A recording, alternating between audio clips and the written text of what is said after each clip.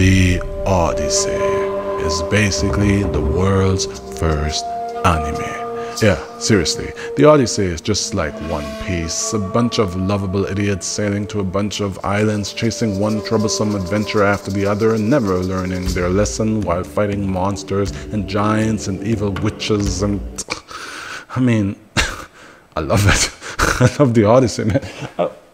I'm sorry, Pokemon. I love The Odyssey. I love The Odyssey. I'm excited. And I'm gonna tell you the whole damn epic tale. And since I don't feel like doing a long intro today, let's just start the video. I know what that title card implies, but no, they did not get high and started a good old-fashioned circle jerk. They actually beat a real one-eyed giant. But let me start at the very beginning of the Odyssey, which is the ending of the Trojan War. The Greeks won the war thanks to Odysseus and his guys inserting themselves into a horse and... Wait, nah, I phrased that wrong. They won the war after Odysseus and the guys got a bunch of wood and... Wait. The wooden horse was built and Odysseus and his men took Troy from the inside. Damn it. You know what I mean. After 10 years of fighting, they did the Trojan horse thing and Troy was defeated and the Greeks got Helen back, the kidnapped woman that they started this whole damn war for. So now everybody that had assembled went their merry separate ways, like the Avengers after the first movie. And Odysseus and his men left on 12 ships to get back to Ithaca, the island where Odysseus was king. But on their way home, they got hit by a massive storm that blew them way off course and tore apart their ship's sails and left them stranded on the island of Lotus Eaters. Odysseus was in a hurry to get back home to his wife Penelope and his son Telemachus, whom he hadn't seen since he was born about 10 years ago. So Odysseus ordered his men to gather everything needed to fix the ships and their sails, but days after leaving to explore the island and gather those supplies, his men still hadn't returned. They never returned. So of course, Odysseus went looking for them, looking for the soldiers he had trusted with his life and fought alongside with for 10 years. But when he found them on the island, they were chilling with the natives, eating some strange leaves, and they were high as hell. Like, they didn't recognize Odysseus, their brother in arms. They were so high from those lotus leaves they were chewing on that they had no idea who Odysseus was or even who or what or where they were themselves. So Odysseus tried to snap them out of it, remind the soldiers of who they are, like... Who are you? You. No, not me, you. Yes, I am you. Just answer the damn questions. Who are you? I have told you. Are you deaf? No, you is blind. I'm not blind, you blind. That is what I just said. You just said what? I did not say what. I said you. That's what I'm asking you. And you is answering. Shut up! You! Yes? Not you, him! What's your name? Me. Yes, you! I am me. He's me. And I'm you. And his man giggled their ass off, while Odysseus was furious. So he just ordered his sober crew to take these stoned fools back to the ship and tie them up to leave this hippie island at once.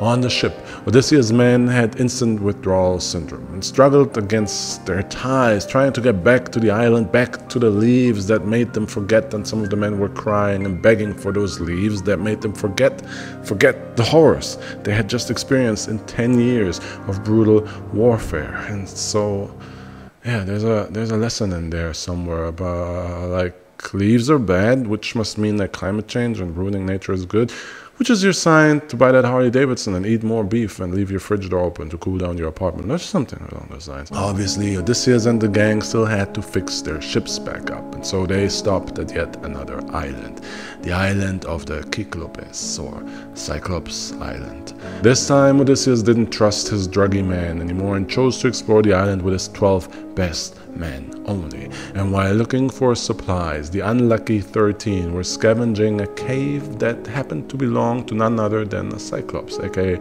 a giant with one eye. The Cyclops kept sheep in this cave like we keep beef jerky in our cupboards. You know, just when that casual midnight hunger hits for a snack, just straight up devouring a whole sheep, just to give you an idea of how giant this one-eyed dude was. Odysseus and the guys had entered the cave to steal themselves some of these sheep, but didn't expect the goddamn giant to appear. And once the Cyclops got home, he shut the door, like we all would, except that his door was a giant rock that was big enough to be considered a small mountain.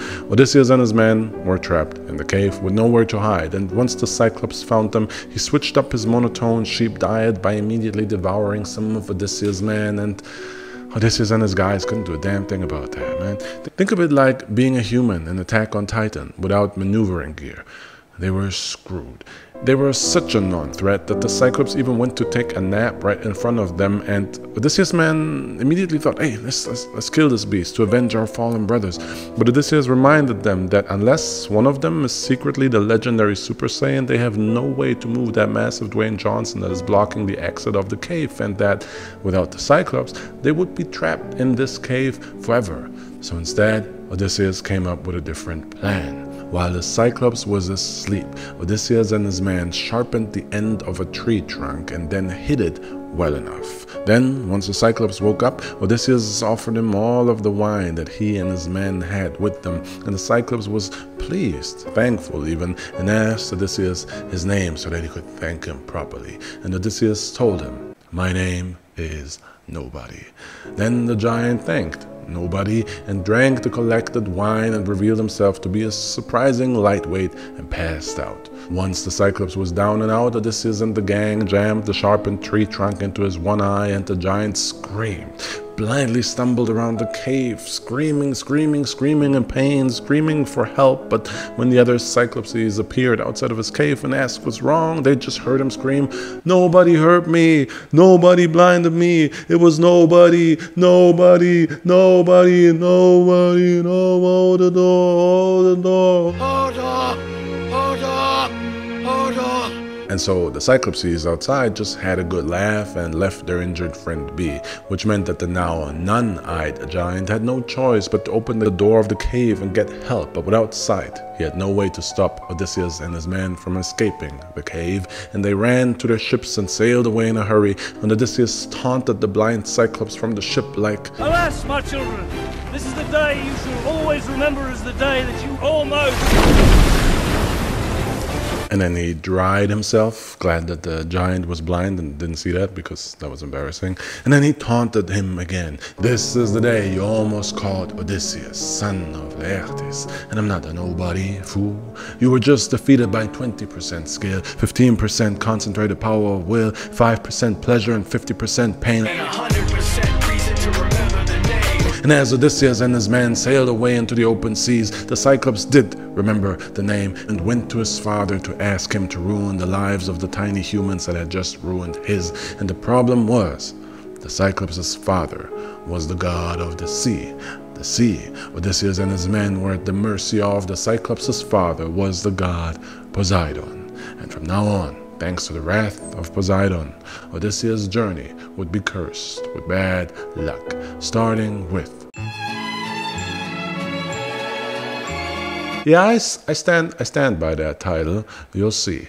The next island the crew found was a floating island with a bronze palace, because a golden palace on a floating island would be the Odyssey's writer clearly plagiarizing One Piece.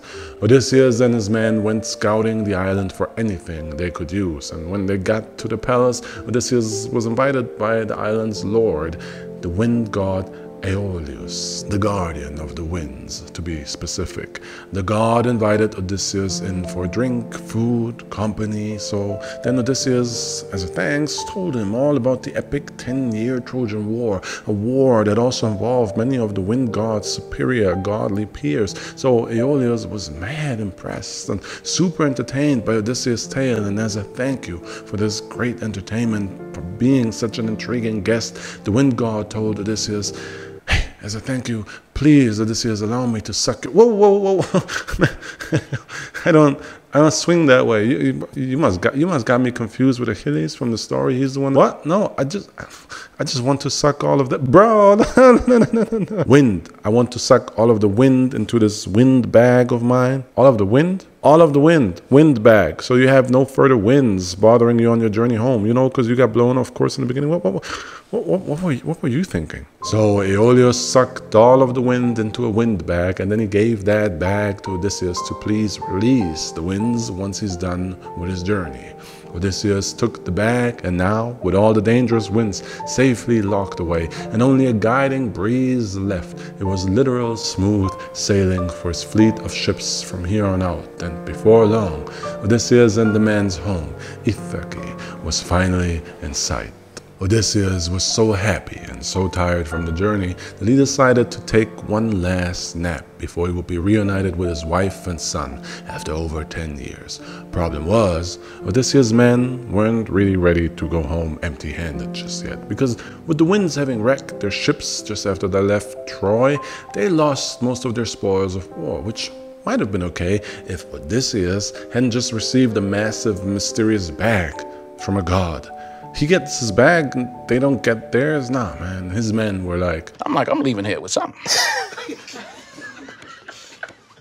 know what I mean? I'm from around the way. I'm leaving with something. So the moment Odysseus fell asleep, they crept up on him to see what's in his bag and maybe steal themselves some gold, some treasures, or something from their captain. But the moment they opened the bag, all the vicious and devastating winds that had been locked away were released, and Odysseus' ships got swept away by the instant tsunami of a flood they caused, swept all the way back into the middle of the ocean. Most of the fleet destroyed and the rest lost with absolutely no point of reference and as far away from home as they had ever been, with their few remaining ships utterly damaged. But luckily, there was a mysterious island inside, with a bay just big enough to fit all of the crew's ships except one. And so even though his entire crew just screwed him over big time, being the gracious leader that he is, Odysseus kindly hung back and allowed his injured and devastated men to dock first, set foot on the new island to rest, heal, regroup, and get devoured by man-eating giants one after the other. Yeah, the island was literally attack on Titan with water instead of walls. All of the island's inhabitants were giants with an appetite for men, and they picked Odysseus' tiny crew in their tiny ships apart one after the other. All of them, basically, except for Odysseus' very own ship, which was not docked in the bay and thus out of reach and able to escape the death trap. So now, Odysseus, after leaving the Trojan War with 12 ships and well over 100 men that had fought alongside him for 10 years, Odysseus was down to only one ship and a handful of men, and he had no other choice but to... Alright, let's switch up the perspective for this one and introduce a new important character. Kirke, also known as one of the most powerful witches in all of mythology, and she really turns this story into a messed up, incestuous piece of work, which that honestly just means that she really turns this into Greek mythology. Kirke was born to the titan Ilios and Perse, but she was exiled by her father after killing her first husband. Reason for killing him? Unknown, just Kirke things. So Kirke was exiled to the island Aea with a bunch of nymphs and a bunch of animals, specifically lions and tigers. Bears. Oh my! Lions and tigers and bears. Oh my! Lions and tigers and bears. But the thing is, those lions and tigers and bears, and pigs, she also had a lot of pigs, those animals, they were all once human. Men transformed as part of Kirke's experiments. Reasons? Unknown, just Kirke things. So on this exile island, all the nymphs are pretty much doing gardening for Kirke's magical men transforming potions and herbs. And if it wasn't clear by now, I hate men. this is not the type of island you want to visit as a male. Enter Odysseus and his all-male crew. After watching their brothers-in-arms get eaten alive on the last island, Odysseus and his men were kind of weary of islands at this point, which isn't great if you're lost on the ocean surrounded by islands. So now they find Kirke's little anti-man paradise, and Odysseus sent some of his bravest men out to explore this new possible threat. And of course, they inevitably ran into Kirke. And at this point, it is important that you know that Kirke is fine. Fine, with a capital fine. So after all these years amongst only men and man-eating giants, a man-eater like Kirke didn't sound all that bad. Problem is, Kirke wasn't a Nelly Furtado type of man-eater. She was a literal man-eater. Yeah, those animals she transformed men into, particularly the pigs, she ate those. And she loved to offer them to their guests too, meaning that Odysseus' men were now having the time of their life, eating all kinds of pork at Kirke's home, pulled pork, ribs, man, you name it, they were going all in. Before they know it, they themselves started growing piggy tails, piggy noses, and not the cute kind like Marjorie from Game of Thrones.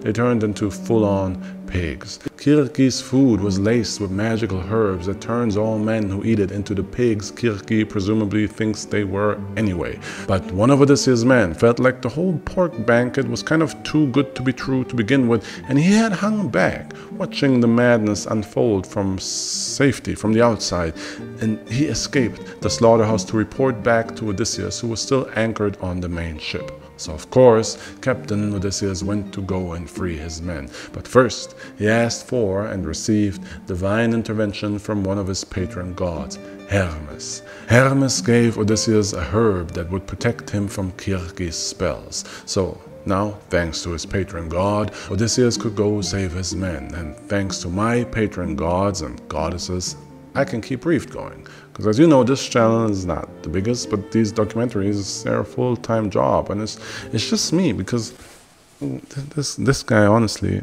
man, he sleeps all the time. Eats, sleeps, that's about it. The research, the writing, the artwork, the editing, it's all me. And without the support of my patrons, Briefed wouldn't exist. But for supporting me, all my patrons get all the artwork you see here in these videos to download and keep in high quality. They can download every video I upload here, and they get access to 30 shorter exclusive videos that are only on my Patreon, and hundreds of videos I uploaded on other platforms. So if you want to help a brother out, do like Hermes did and become a patron. And that's how you plug a Patreon. Now that's how you let the beat build, bitch. That's how you let the beat build, bitch. Thanks to Hermes' herbs, the beautiful witch Kirke's herbs could not affect Odysseus. Her spells didn't work, and when Odysseus confronted Kirke, she realized she's powerless against this guy, and if she can't have him, she wants him bad. You know what I mean? Like, don't take that as a lesson to play hard to get, man. I hate that hard to get stuff. Don't do that. It's toxic. And so was Kirke. You don't want to be that Kirke. She was toxic as hell. I hate men, but I'm not a lesbian. And now she wanted the only man who could resist her. And with her loins longing, Odysseus had her right where he wanted her. And he told her, if you want this magic stick, if you want the love doctor, I need you to promise to free my men. And despite him quoting 50 Cent like a cringe lord, Kirke agreed to honor his demands, all so that Odysseus would finally lay the smack down on her witch ass. And that's how... on her witch ass. That made me... I didn't know. That's how. And in the process of doing so, Odysseus got a new baby mama. Because after his men were freed, they didn't want to leave this cannibal-based all-you-can-eat buffet island, and Odysseus used the time to put 3 cakes in Kirke's oven. So now Odysseus and Kirke had 3 children in the frame of 1 year, and even though it is never stated that the kids are triplets, my understanding of biology dictates that they must be. But hey, maybe these witches got some shorter pregnancy tricks that we don't know about. So now that he started a new family, the responsible Odysseus decided that he misses his old family and that it was time to add deadbeat dad to his resume, and he told Kirke that he had to leave her and the kids. And so Kirke told Odysseus to go to hell.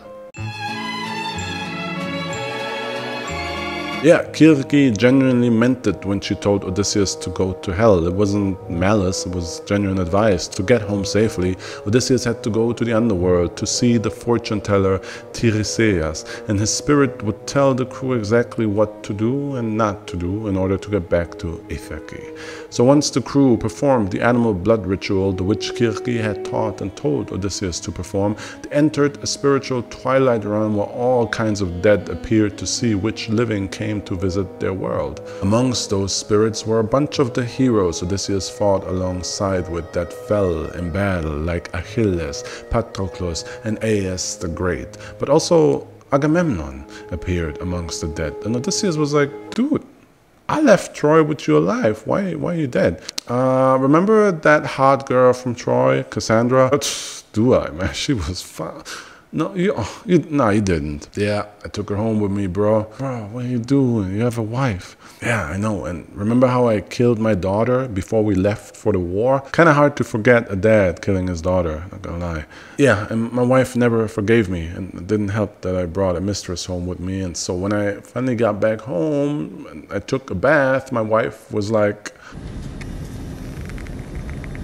So Agamemnon was dead, killed by his wife, but not to worry, his son later avenged him by killing his own mom, but that's another twisted Greek mythology tale for another day. For now, the spirit guide Tiresias finally appeared and basically just told Odysseus and the gang, you'll get home just fine, as long as you don't touch the holy cows of Helios once you arrive at the island Thrinacia. After leaving Kirkis Island, Odysseus had many more obstacles to overcome. The first was the Sirens. But thanks to his new baby mama warning him, Odysseus knew all about their power, and the crew plugged their ears with beeswax to avoid the Sirens' seductive singing, which lures men into the water, into the Sirens' supposed embrace, but really those men just drown and die under the sea. Under the sea. Side note, Sirens are not mermaids, and mermaids are actually half fish, half woman, but Sirens, which is what Odysseus encountered, are half bird, half woman, and they are beautiful, which is why to this day we still affectionately call a beautiful woman a bird. And I don't know if that last part's true, I just made that up. Odysseus and the gang got past the Sirens, and now they had to cross another part of the ocean that Kirke had warned them about, a narrow that is inhabited by the monster Charybdis and the monster Scylla.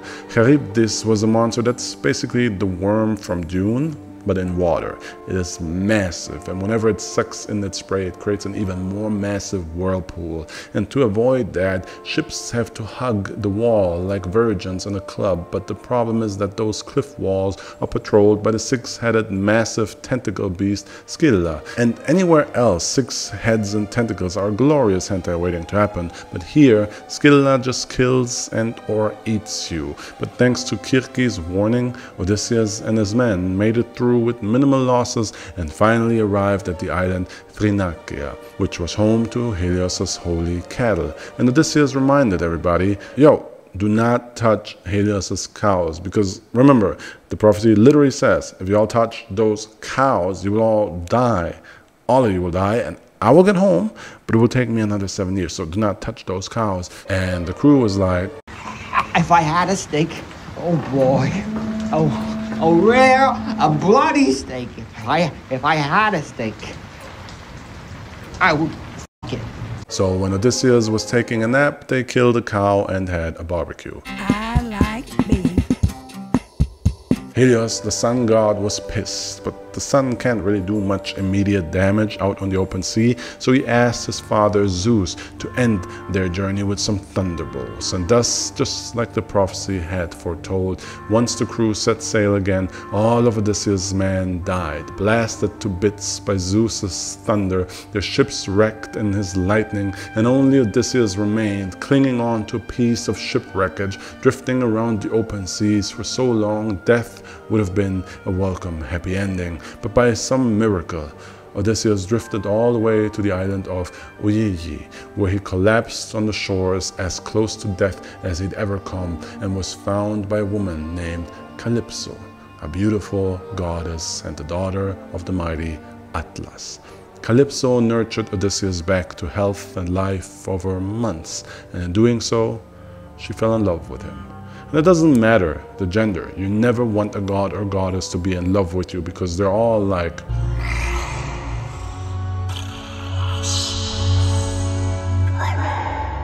And so the madly infatuated Calypso was not willing to let her precious go. Odysseus was hers now, and for the next 7 years, poor old Odysseus was stuck on a beautiful island with a beautiful goddess that loved him. I'm sorry. I would feel for the guy and respect his desire to go home to his wife and son if he hadn't raw-dogged Kirke and got her pregnant, man. Odysseus, though, was actually miserable, and every day he would just sit by the ocean and stare into the nothingness where he assumed his home, his wife and son to be, wondering what they were up to. While Odysseus was gone for 10 years fighting in the Trojan War, his kingdom fell apart. After the king of Ithaca had been away for long enough, everybody assumed him dead, and all the noblemen could not accept an empty throne and pressured Odysseus' wife Penelope into remarrying. And when I say pressured her, I mean pressured her. At some point they literally laid siege to her home, eating all of Odysseus' food, drinking his wine, and abusing the hospitality they were never willingly given.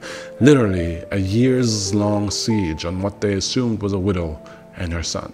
So after about 15 years, Telemachus, who had just been born when Odysseus left, was finally old enough to do something about that. And the 15-year-old boy confronted all of these supposedly noble men and scolded them for abusing his father's hospitality and pressuring his mother that they should leave Odysseus' lands at once, or else they would have to deal with Telemachus himself.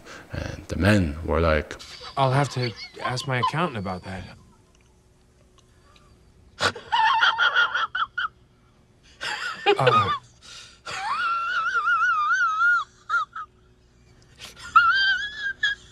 Yeah, 15 years young, you don't exactly inspire fear. Unless you're at The Rock at 15. If you smell what The Rock is cooking. Yeah, that would hit different. So Telemachus changed his tune and told them that he would set sail to find out what happened to his father, and that if he returns without his father, only then him and his mother would agree to a new king. And then Telemachus left on a boat in search of his dad, and after making a couple of stops to gather some information, he arrived in Sparta to see King Menelaus, the man whose fury over his cheating wife Helen started the whole Trojan War, the man who was now happily remarried to his cheating wife Helen, ruling Sparta with her. Menelaus had been around Odysseus for 10 years in Troy, so he immediately recognized the man's features in Telemachus' face and was happy to share the good news with the boy. A deity had told Menelaus of the fate of his brothers in arms and told him that Odysseus, despite his long journey home, was destined to make it back to his wife and son. And that's actually a non-sarcastic happy ending and start to a chapter. How about that? Huh? Who would have thought? Not me. On the island of Oiaie, Calypso realized that the man she loves being depressed and moping by the sea, waiting to return to his wife and son, isn't exactly the type of love story she'd been hoping for. So she was like, whatever. It is what it is. It is what it is. And she kept it going for 7 years, until eventually Odysseus' prayers were heard by the goddess Athena, who told Zeus to free Odysseus from this torment. The man's journey home had been cursed ever since he blinded Poseidon's son in self-defense. And then her father Zeus himself punished Odysseus for the faults of Odysseus' men. All of this, Athena said, was unfair. And surprisingly, Zeus agreed. Odysseus had suffered enough, and so Zeus ordered Calypso to release the man, meaning that a decade after the Trojan War had ended, Odysseus could really go home, start the last stretch of his journey, and this time without any deadly stops. Finally, Odysseus has come back!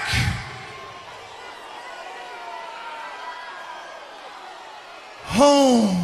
As soon as he arrived on his home's shores, Athena appeared before the hero and filled him in on the whole situation. So basically, a bunch of thirsty dudes want your wife who's still, mama, she's still something, Odysseus. Let me tell you, still, everybody wants to, All right, Athena, get to the point. So they all want her and your throne, and actually we're waiting for like 20 years, and because it makes for super convenient storytelling, today is literally the day your wife has to make a decision after 20 years, meaning that if you reveal that you are Odysseus now, they're just gonna kill you. And so Athena transformed Odysseus into an old man so that he can handle his affairs in disguise and quickly to save his kingdom.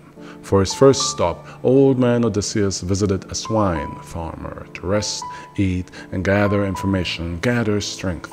And because it once again makes for super convenient storytelling, Odysseus' now 20-year-old son Telemachus also conveniently and randomly visited the swine farmer, and Athena then lifted the spell long enough for Odysseus to reveal himself to his son. I am your father. After being reunited, Telemachus and Odysseus immediately put a plan into motion to retake the kingdom before any other sits on the throne. And essentially the plan boiled down to, whoever it is, I'll kill them. I'll kill them all. But it was a little bit more sophisticated than that. First, Telemachus removed all the displayed weapons from the throne room where all suitors would gather for Penelope's decision. Then, Telemachus suggested to his mother that she should hold a very specific contest to select her next husband. Whoever wants to sit on the throne has to be able to string Odysseus' infamous bow and shoot an arrow through 12 axes lined up in a row. So later that day, the suitors stepped into the weaponless throne room and Penelope presented the challenge. All of them tried to string and bend Odysseus' bow, but it basically turned into the Avengers trying to lift Thor's hammer. Are you even pulling? Are you on my team? Just represent, pull. All right, let's go. None of them were even remotely strong enough to string the bow of the mighty Odysseus, which is when disguised old man Odysseus entered the room, appearing as a weak beggar looking for scraps of food. As he was collecting that food, the beggar remarked that this seems like a fun little challenge and asked if these strong men would mind if the old man gives the bow a try. Of course, to feel better about themselves, all agreed it would be amusing to see the old man fail. And so old man Odysseus went up to the bow and he strung it with ease. Then he shot an arrow through the 12 axes like he's Hawkeye and dropped his disguise to reveal himself as the King Odysseus. And then he slaughtered everybody in the room until the halls were flooded with the blood of the dead and he was covered in their brains. And then he went up to his wife like,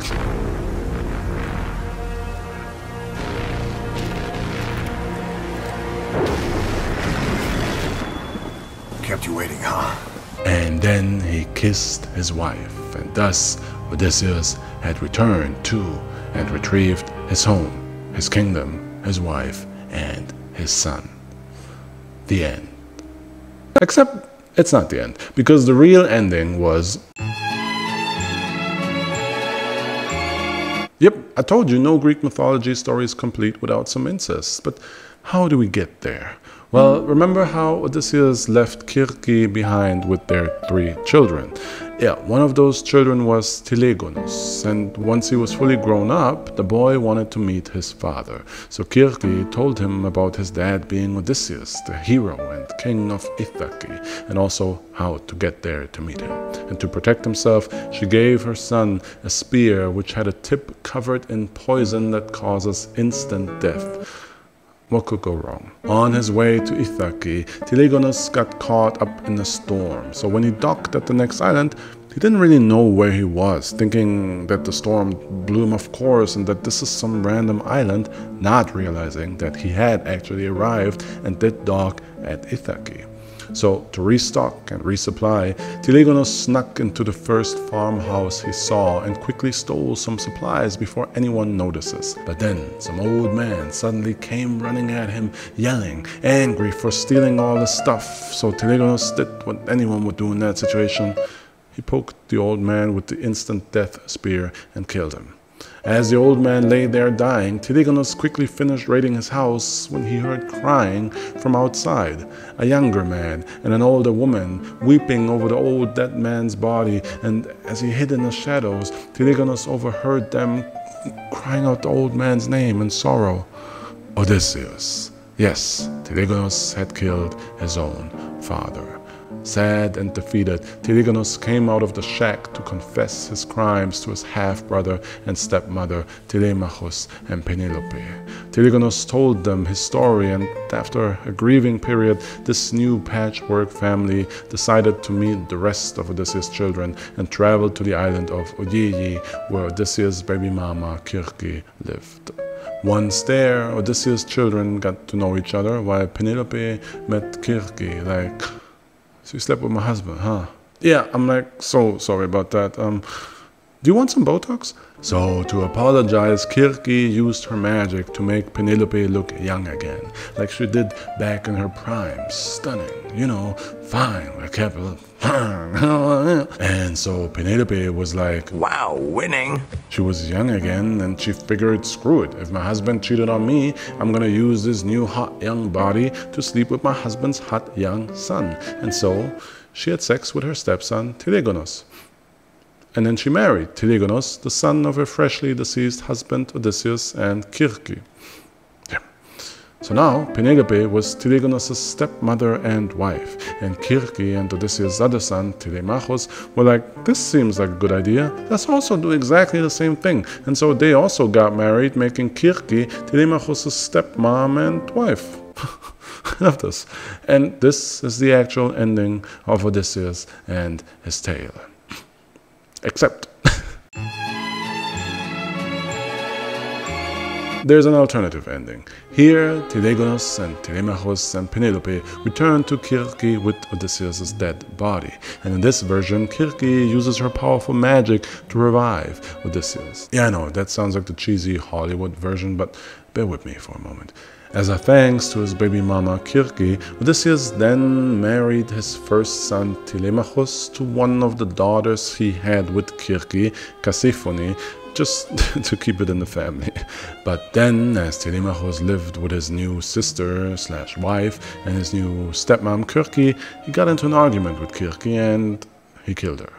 And out of revenge, Kirke's daughter Cassiphone killed Telemachus. And when Odysseus heard that his firstborn son is dead, Odysseus killed himself.